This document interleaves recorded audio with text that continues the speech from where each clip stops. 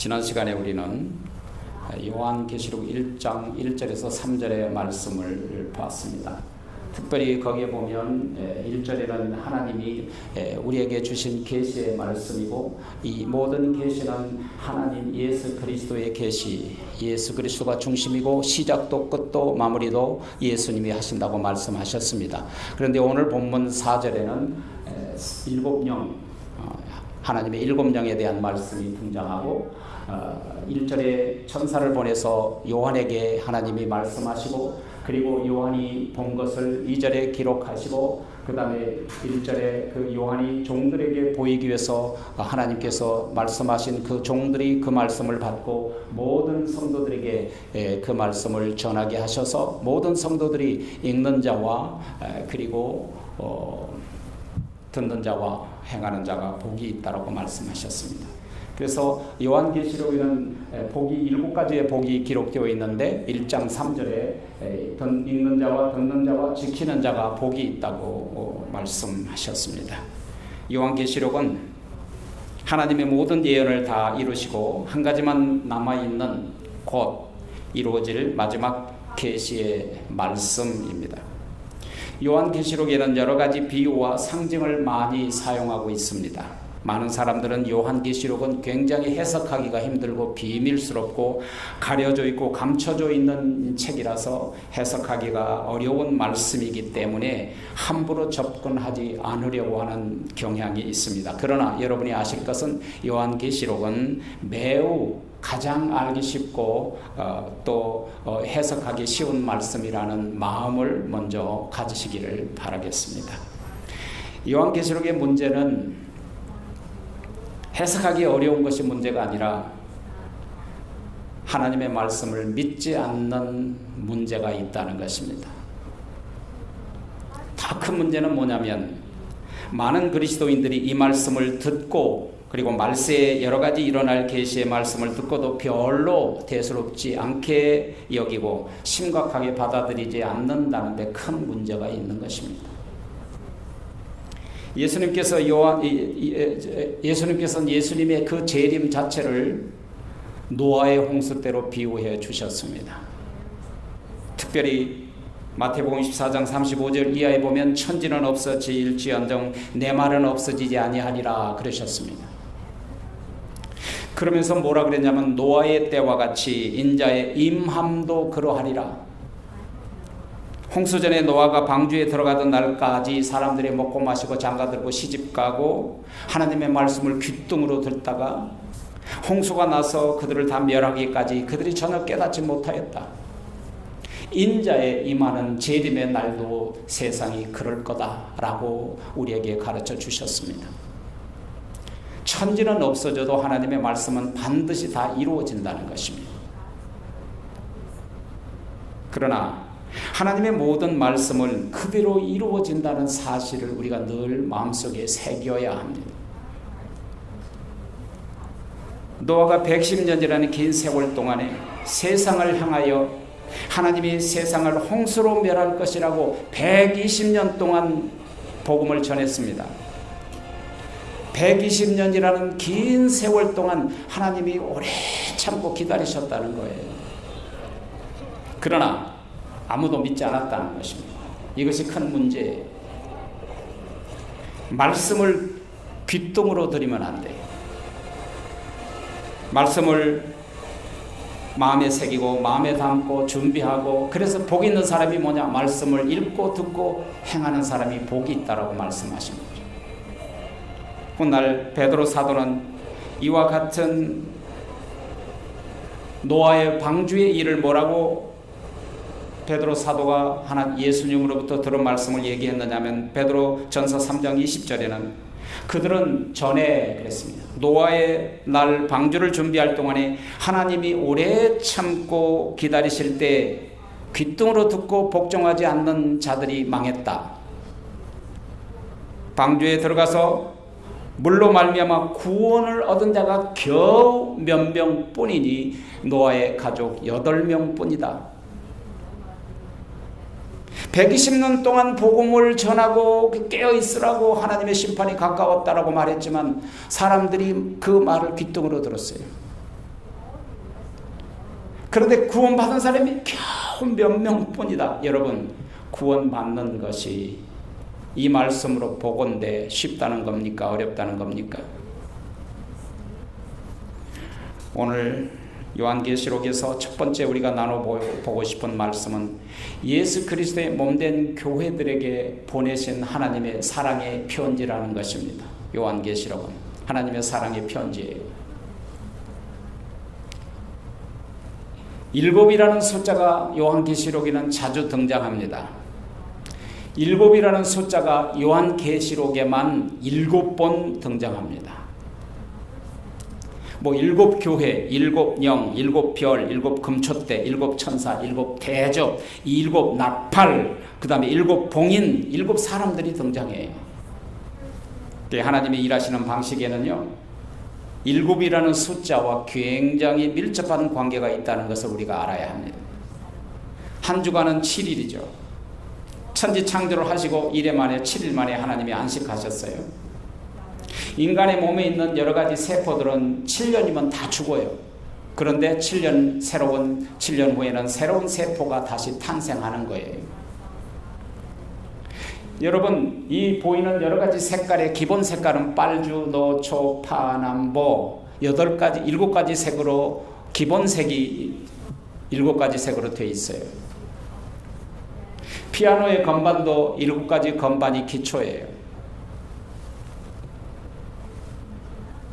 우리가 하는 모든 노래하는 이 성악이나 노래하는 것도 도레미파솔라시 7가지 계명으로 되어 있어요. 하나님은 7가지라는 숫자를 굉장히 중요하게 여기신다는 것입니다. 요한계시록은 아시아에 있는 7교회에 보냈습니다. 이 7교회에 보낸 하나님의 사랑의 편지가 요한계시록이에요. 그래서 요한 사도는 7교회와 밀접한 관계를 가지고 있었다는 사실을 우리가 알 수 있어요. 왜냐하면 사도 요한은 당시에 에베소 교회 담임 목사였어요. 그리고 아시아 그 지역에 있는 교회의 지도자였어요. 이 아시아는 지금 어디냐면 터키 지역이에요. 밤모습이 여기 있고 에베소, 서무나 버가모, 두라디아, 사데, 필라델피아, 골로세라, 라오디게아 이 지역이 바로 이 지역이 터키 지역이에요. 그럼에도 불구하고 그 외에도 다른 헤라볼라 교회라든가 드로아 교회라든가 여러 가지 교회가 또 있었어요. 7개뿐만이 아니라 여러 가지 교회가 있었음에도 불구하고 왜 요한계시록에서는 7교회만 지칭하고 있을까? 그것은 7교회가 이 지구상에 있는 모든 교회를 대표하고 있다는 걸 우리가 알아야 돼요. 여기 있는 7교회에게만 드리는 말씀이면 우리와 상관이 없는 말씀이 되고 마는 거예요. 다시 말하면 7이라는 숫자는 완전한 숫자이기 때문에 지난 2000년 동안 그리고 오늘날 이 세상의 모든 교회를 통칭해서 7교회라고 하는 거예요. 그러므로 요한계시록은 이 지구상의 모든 그리스도의 교회에게 보낸 하나님의 메시지다라고 받아들여요. 그렇다면 모든 성도들에게 보내는 메시지가 되는 거예요. 그러니까 모든 계시의 중심은 누구다? 예수 그리스도시다. 그리스도는 완전한 선지자시고 완전한 대제사장이시고 그리스도는 왕 중에 왕이세요. 완전한 왕이세요. 그분은 과거의 선지자로 십자가상에서 순교하고 피 흘려 죽으셨어요. 그리고 그분은 완전한 대제사장으로서 우리를 위한 대속의 친히 제물이 되신 거예요.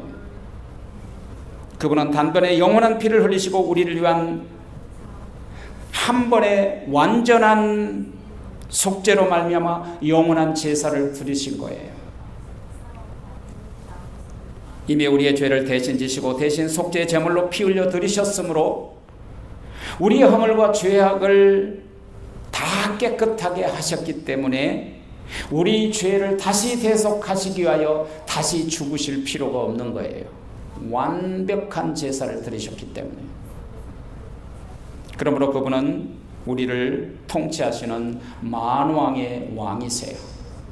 두 번째 우리가 말씀을 나눌 것은 예수님은 이제도 계시고 전에도 계시고 장차 재림하실 그리스도라는 사실을 우리가 늘 생각해야 돼요.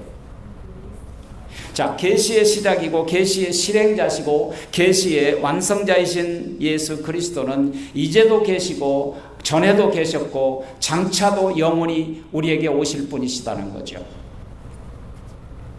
그분을 하나님의 보호자 앞에 있는 일곱 영이라고 했어요. 하나님의 일곱 영이 예수님이세요.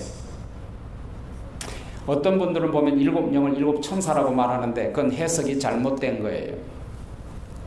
완전한 하나님의 성령을 일곱 영이라고 하는 거예요. 성령을 일곱 영으로 표현한 것은 성령의 속성과 권능이 완전하시고 성결하시다는 의미입니다. 이사야서 11장 1절 2절에 보면 이새 줄기에서 한 싹이 나며 그 뿌리가 한 가지가 나서 결실할 것이요 그 이외에 하나님의 영 곧 지혜와 총명 모략 재능 지식 여호와를 경외하는 영이 강림하시리니 그랬어요. 여기 보면 이새 뿌리에서 한 가지가 나와서 결실할 것이다. 그것은 두말할 것도 없이 우리 부활의 첫 열매 결실하신 예수님을 말씀하시는 건데 그분은 바로 야훼의 영이다. 여호와의 영이시다. 그래서 여호와의 영으로서 지혜와 총명과 모략과 재능과 지식과 여호와를 경외하는 일곱 가지의 영이 바로 온전하신 예수 그리스도의 영을 의미하고 있다는 거예요. 그것을 이사야 선지자는 이미 11장에서 우리에게 가르쳐 주신 거예요. 예수님은 또한 충성된 종이세요. 성자 예수 그리스도는 전에도 충성된 종으로서 증인으로서 하나님의 언약과 구원 계획을 아주 충성되게 성취하신 분이세요.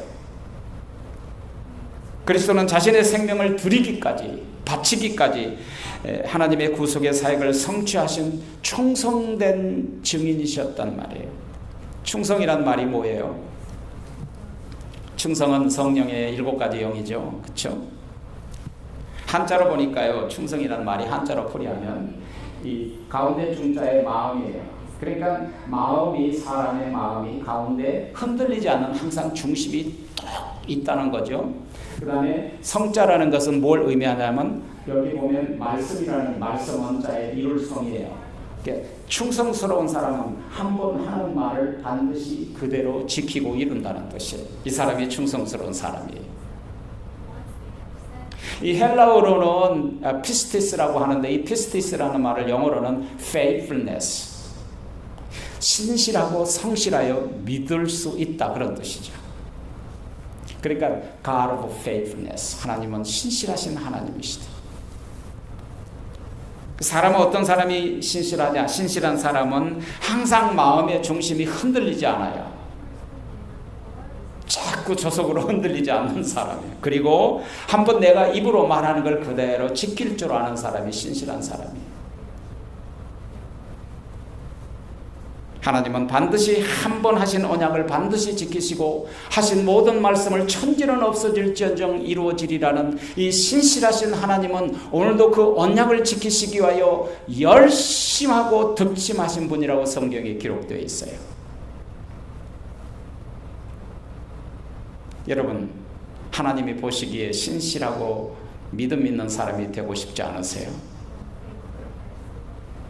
그것은 바로 하나님께 대하여 충성을 다하는 사람이세요. 예수님은 하나님 앞에 충성스러운 분이셨어요.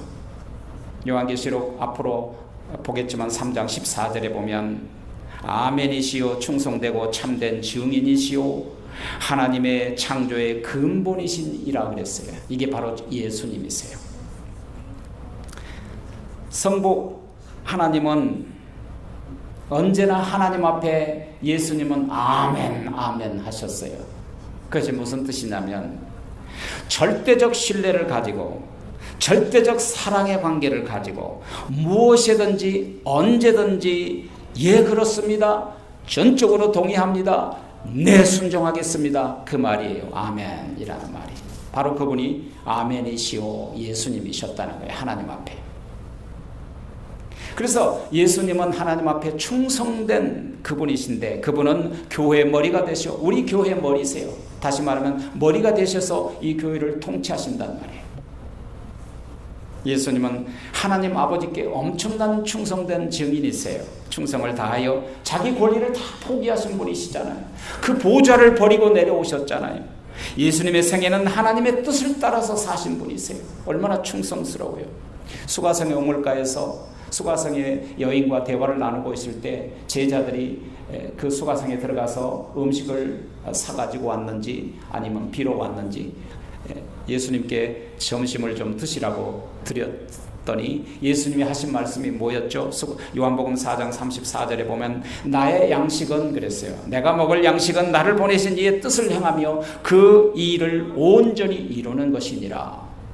이게 무슨 뜻이냐면 내가 양식을 먹지 않으면 죽는 것처럼 너희가 양식을 먹지 않으면 죽는 것처럼 나는 이 땅에 하나님의 일을 온전히 이루고 하나님의 뜻을 이루는 그 일을 해야만 내가 살 수 있다라는 정도로 모든 일을 가장 우선적으로 하나님의 일을 성취하고 계신다는 뜻이죠.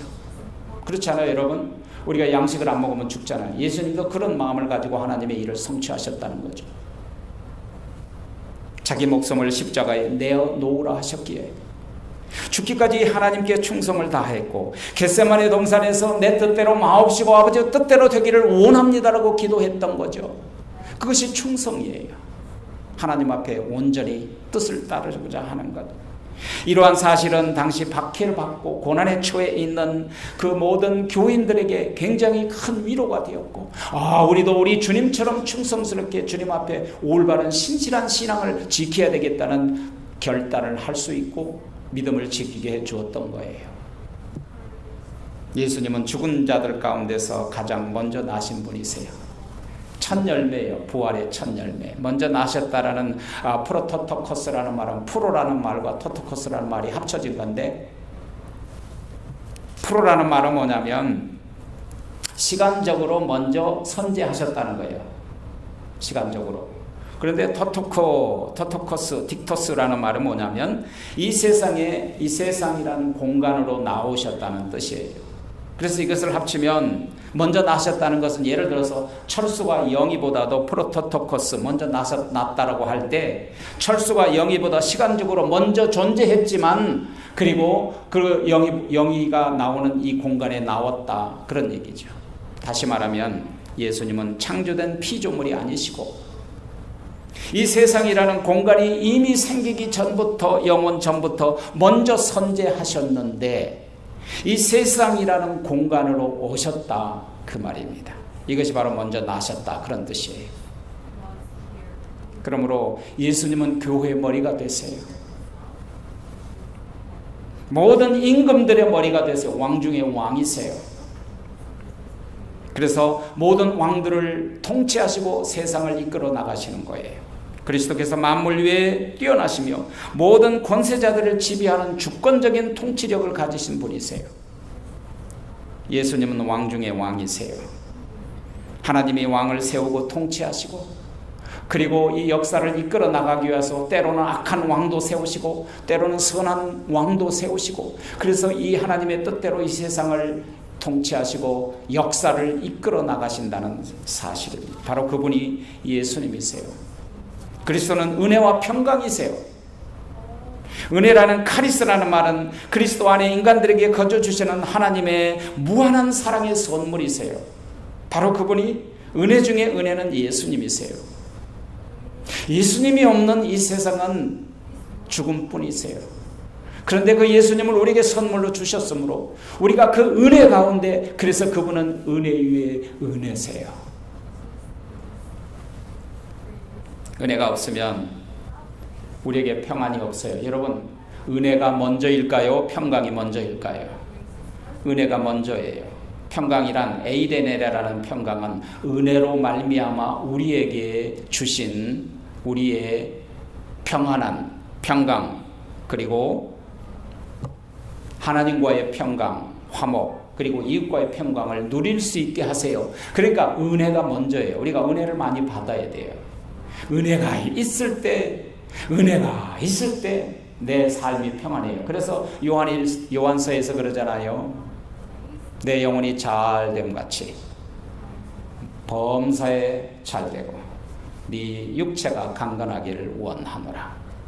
영혼의 평강이 먼저예요. 그 영혼의 평강은 바로 예수님의 은혜로 말미암아 우리에게 주신 것이다. 그리고 예수 그리스도는 우리를 사랑하사 그의 피로 우리의 죄에서 해방하여 주시고 그랬어요. 사랑하사 우리를 사랑하사 그 말은 무슨 뜻이냐면 그리스도께서는 인간의 죄를 대신 지시고 십자가상에서 죽으셨다. 우리를 위하여 자기 몸을 버리시고 십자가에 내주신 동기가 뭐냐? 사랑이시다 그 말이에요. 하나님의 사랑 때문에 죽어가는 인류를 그대로 내버려 둘 수가 없었던 거예요. 그래서 그리스도께서 단번에 십자가상에서 죽으심으로 그리스도인들은 죄악의 속박에서, 저주의 속박에서, 심판의 속박에서, 사망의 속박에서 우리를 해방해 주셨다라는 사실입니다. 그것을 공적인 효력이 나타나게 한 거예요. 공적으로 십자가를 통해서. 이제 그리스도의 희생으로 죄에서 해방된 우리는 그리스도의 승리가 우리의 승리고 그리스도의 능력이 우리의 능력이 되고 그리스도의 사랑이 우리의 사랑이 되어야 되는 거예요. 이제 그리스도께서 우리 속에 오셔서 우리가 그리스도와 같은 그분을 나타내는 삶을 살아가는 것, 바로 그분이 전에도 계셨고 이제도 계시고 장차 오실 그분이시단 말이에요. 마지막 세 번째로는 하나님 예수 그리스도는 우리를 하나님의 제사장으로, 하나님의 나라와 제사장으로 삼아주셨다 그 말이에요. 오늘 보면 6절에 보니까 이런 말씀이 있어요. 그 아버지 하나님을 위하여 우리를 나라와 제사장으로 삼으신 이에게 영광과 능력이 있기를 원하노라. 여기 보면요, 예수님께서 인간이 되신 목적, 십자가에 죽으신 목적 세 가지가 있어요. 여기 보면 첫째, 하나님을 위하여, 하나님을 위하여. 두 번째로는 우리를 하나님의 나라로, 하나님의 백성으로, 하나님의 자녀로, 그리고 세 번째로 우리를 하나님의 제사장으로 삼으셨다 그랬어요. 예수님은 오직 성부 하나님을 위해서 오셨어요. 하나님을 위하여 십자가를 지시고 하나님을 위하여 죽기까지 피 흘리신 거예요. 그리고 하나님을 위하여 부활하신 거예요. 하나님은 무슨 일을 하든지요, 예수님은 무슨 일을 이 땅에 계실 때 무슨 일을 하든지, 어떤 말을 하든지, 기적을 베풀든지, 은혜를 베풀든지 모두 다 성부 하나님께서 하라는 대로 하셨어요. 절대적 순종, 절대적 복종을 하신 거죠. 예수 믿고 수십 년 교회를 다녀도 교회 안에 있는 성도들을 보면 아직도 자기 중심이에요. 그것이 큰 문제입니다. 그것 때문에 문제가 일어나요. 무슨 일이든 어떤 경우든 사물을 판단하든 모든 것은 내 중심으로 내가 주장하면 이웃과의 관계가 깨어지는 거예요. 거듭난 신자는 항상 하나님 중심, 하나님의 눈으로 세상을 바라보아야 돼요. 그래야 하나님의 뜻이 보인다니까요. 갈 길이 보여요. 맨날 빨간 안경을 쓰고 세상을 보니까 세상이 빨갛죠. 의심의 안경, 검은 안경을 끼고 세상을 바라보니까 다 시커멓죠. 하나님의 눈은 투명의 눈이에요. 있는 그대로 보는 눈이에요. 그렇게 하려면 어떻게 해야 되느냐? 내 중심을 버리라는 거예요. 그러니까 편파성이 없어지죠. 공정하게 바라볼 수 있죠. 판단하지 않게 되죠. 우리를 제사장으로 삼아주신 목적도 하나님을 위해서 그렇게 하신 거예요. 예수님이 혈통도 없고 신분도 없고 자격 없는 우리를 하나님의 자녀 삼아주시고 하나님의 제자로 신분을 주신 것은 오직 예수 그리스도의 십자가의 고난과 피 흘려 죽으심과 부활을 통하여 우리에게 거저 베풀어 주시고 제공해 주시고 임명해 주셨다니까요. 그러므로 우리는 오직 예수 그리스도께서 예수 그리스도에게 영광과 능력과 존귀와 모든 것이 주님으로부터 말미암아 돼요. 여러분, 나는 이제 나를 위하여, 그분을 위하여, 나를 구원하신 그분을 위하여, 그분을 위하여 존재하고 그분을 위해 살아가야 돼요. 우리는 죽었다니까요. 근데 예수님이 우리를 살렸어요. 그러면 나는 내 것이 아니죠. 그럼 내 중심으로 살면 안 되잖아요. 예수 그리스도의 구원 사역은 궁극적으로 하나님을 위해서 하신 거예요. 성부 하나님의 명령과 뜻에 따라서 순종하고요. 구원의 사역으로 인하여 우리를 하나님의 나라와 하나님의 제사장으로 삼아주셨다는 사실이 가슴 벅차게 우리에게 다가와야 되는 거예요. 출애굽기 19장에 보면 뭐라 그랬냐면 세계가 하나님의 영광이 엄청나게 이스라엘 백성들이 출애굽했을 때 시내산 앞에 석 달 만에 도착했는데 하나님의 영광이 엄청나게 나타났어요. 근데 거기서 하나님이 뭘 주셨느냐면 시내산에 언약을 맺었어요. 하나님의 백성들과 하나님 사이에. 19장 출애굽기 19장에 보면 세계가 다 내게 속하였으니 너희가 내 말 잘 듣고 내 언약을 지키면 너희는 모든 민족에서 내 소유가 되겠고 너희가 내게 대하여 제사장 나라가 되며 그리고 거룩한 나의 백성이 되며 나는 너희의 하나님이 될 것이니라. 이것이 뭐예요? 시내산 언약이에요. 하나님의 우리를 백성 삼으신 목적도, 하나님께서 이스라엘 백성을 이집트의 노예 생활에서 출애굽시킨 목적도, 이스라엘 백성에게 십계명을 주신 목적도 마찬가지요. 그 목적이 무엇일까요?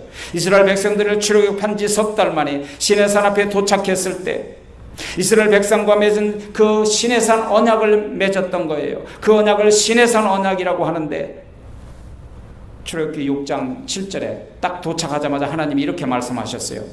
너희를 내 백성으로 삼고 나는 너희 하나님이 될 것이니라 그랬어요. 너희를 구원하신 목적도, 너희를 이곳에 데려온 목적도, 하나님은 우리의 하나님이 되고 너희는 나의 백성이 되게 하려 합니다. 이것이 뭐예요? 시내산의 언약이에요. 이게 무슨 말이냐면 내가 애굽 사람의 무거운 짐 밑에서 너희를 빼낸 너희의 하나님 여호와인 줄 알게 하리라. 여러분, 우리를 죄악의 무거운 짐 밑에서 우리를 꺼내신 것은 바로 우리가 하나님의 백성이 되고 하나님이 우리의 하나님이 되려 하심이라는 거예요. 나중에 예배드릴 때 레위기 민수기에서도 마찬가지요. 나는 여호와 하나님이라. 나는 너희의 하나님이 되려고 너희를 애굽 땅에서 인도하여 내었느니라. 나는 너희의 하나님이 될 것이니라. 레위기 11장 45절에서도 나는 너희의 하나님이 되고 너희는 나의 백성이 될 것이니라. 예레미야 11장에서도 신의 언약을 다시 한번 리마인드 하셨어요. 네 시내산 언약은 너희의 조상들을 쇳불물 같은 고난의 애굽 땅에서 이끌어내던 날에 너희에게 명령하던 것이 아니냐. 그것은 곧 너희에게 말하기를 너희가 내 말의 목소리를 순종하고 내 말을 지키고 내가 준 율법을 지키면 너희는 나의 백성이 되고 나는 너희 하나님이 되리라 하지 않았더냐. 이것이 시내산 언약이에요. 여러분, 이 시내산 언약을 훗날 예수님의 제자 베드로 사도는 이 시내산 언약을 이렇게 요한 베드로 전서 2장 9절에서 말씀하셨어요. 너희는 택한 백성이여 왕같은 제사장이여 거룩한 나라여 너희 소유된 백성이니. 그게 뭐예요? 시내산에서 했던 시내산 언약을 다시 한번 갱신해 준 거예요. 언약을 아직도 유효하다고 말씀하신 거예요. 무슨 말입니까? 애굽은 마귀가 지배하고 있는 세상이에요. 하나님 없는 세상. 그 애굽을 통치하는 바로는 사탄 마귀를 의미하고 있어요. 그런데 그것에 신음하며 살던 사람들은 구원받지 못한 세상 사람들이에요. 그런데 그들을 출애굽시켜서 유월절 어린 양으로 그 피 흘려서 그 피를 임방과 문설주에 바르는 사람들에게는 모든 사망이 그 집을 지나가게 패스오버하게 하여서 구원시켰다 그 말입니다. 죽음에서 살리신 거예요. 지난 2000년 전에 하나님의 어린 양으로 골고다 언덕에 십자가에 달려 피를 흘리시고 그 피로 우리의 죄를 정결케 하시고 구원하셨음을 믿는 사람에게서는 사망에서 생명으로 옮기신 것을 예표한 겁니다. 골고다 언덕에서 피 흘리심으로 골고다 언덕에 시내산 언덕의 계약을 골고다 언덕에서 다시 한번 갱신하신 거예요. 하나님께서 우리를 하나님 없는 세상, 마귀의 지배한 세상에서 구원한 것은 하나님은 우리의 영원한 하나님이 되고 우리는 영원한 하나님의 백성이 되리라는 언약을 세우시고 그 언약을 오늘날까지 이루어 나가시는 거예요. 요한계시록 21장 3, 4절에 보면 그 언약을 다 이루시고 모든 백성들이 천국에 갔을 때 하나님께서 이렇게 선포하세요. 이제 너희와 내가 영원히 너와 함께 있어. 너희는 영원히 나의 백성이 되고 나는 영원한 너의 하나님이 될 것이니라. 그것은 뭐냐면 천국에서 시내산의 언약이 완전하게 이루어지는 것을 우리에게 보여주신 거예요. 그리고 뭐라고 말씀하세요? 모든 눈물을 너희 눈에서 닦아주시고 다시는 사망이 없고 다시는 애통하는 것이나 곡하는 것이나 아픈 것이 다시 있지 아니하리니 처음 것은 다 지나갔음이니라. 요한계시록은 바로 영원한 언약을 완성하시는 예수 그리스도의 재림과 재림하시면서 심판하신 약속의 비밀을 풀어 우리에게 보여주시려고 사도 요한을 통해서 계시해 주신 말씀이에요.